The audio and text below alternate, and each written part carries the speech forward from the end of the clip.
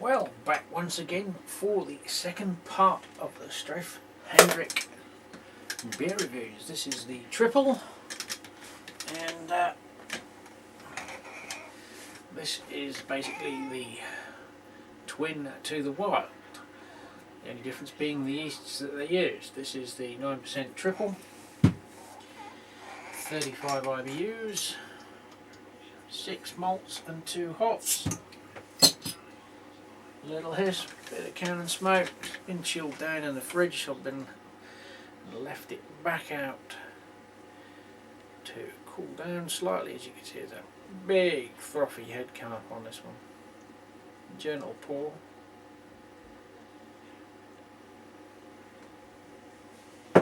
Typical big Belgian head.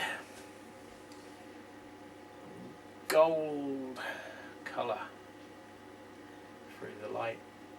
I can smell the aroma from here. Big sweet malt. Slight citrus. There's a little tiny, almost lemony, sort of rindy zest. Loads of carbonation buzzing up through the glass. This isn't a widgeted nucleated glass, it's a certain bone of this glass which I don't think has got a widgie in it. Just calm down now a little bit, the head's come back down. Big bowl, loads of malts.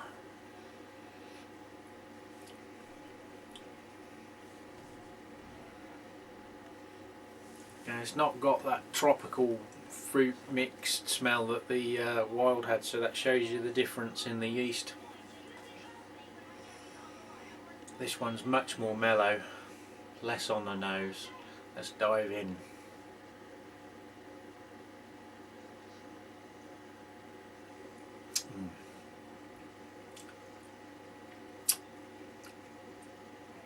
Yeah, this is much more malty.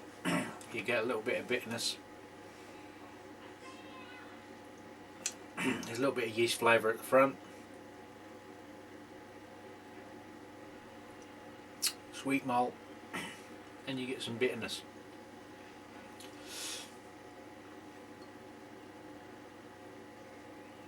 This feels more carbonated than the other one, although it's only really the yeast and possibly a little bit of the fermentation process that's different.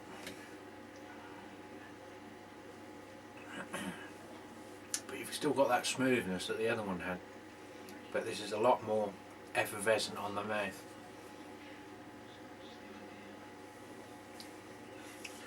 Still smooth.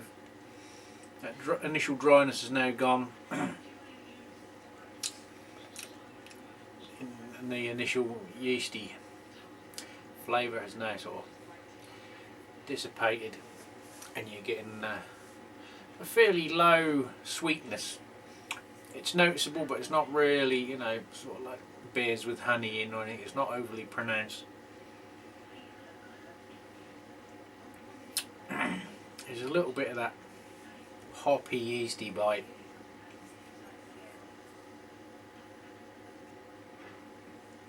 But it's still got that smoothness that the other one had.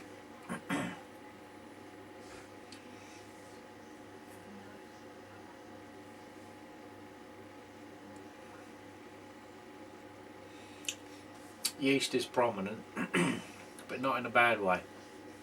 It gives you that sort of, it enhances the malt textures and flavours.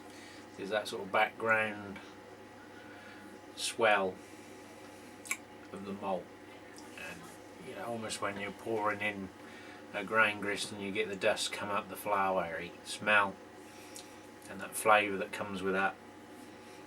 You get that wheat malts. There's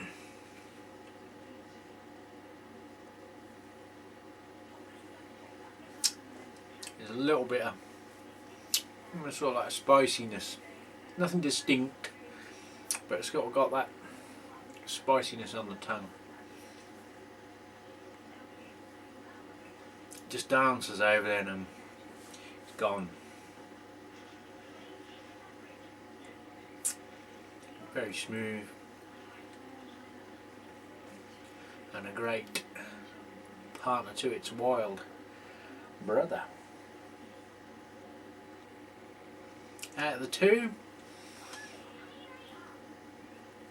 although I like triples, I would actually say I prefer to take the wild over this one, just because that's got more complex different flavours in there.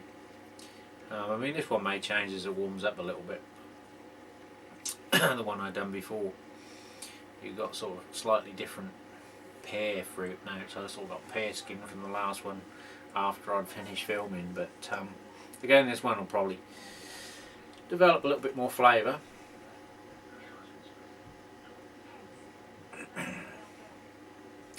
And every time I'll leave it and go back, there's another slightly different texture. They're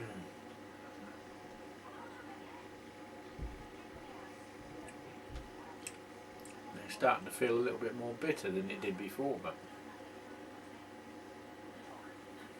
let's just chuck the little bit of yeast at the bottom. See what that brings to the party. She's gone cloudy now. See if we get anything else from it.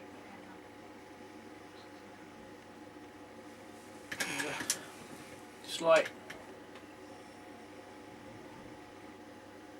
almost like a cool cellar coming up now. Nothing screaming at me at the moment. Yep, much more yeast as you'd expect. You get yeast bitterness and then a slight sweetness going, and then that's it. That's all I'm getting from it at the moment.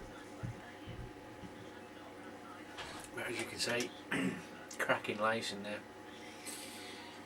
Again, it's hiding in the legs with the lacing, but you can see a little bit underneath there. It's a 9% beer. It doesn't drink like a 9% beer, and it doesn't feel like a 9%er. Neither of them did. They're nice medium mouthfeel, and again, it wouldn't be. It's an easy drinker, a lot easier than its ABV would normally allow.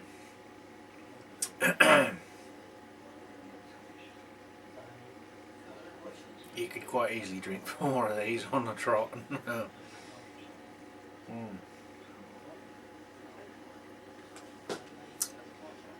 Lovely.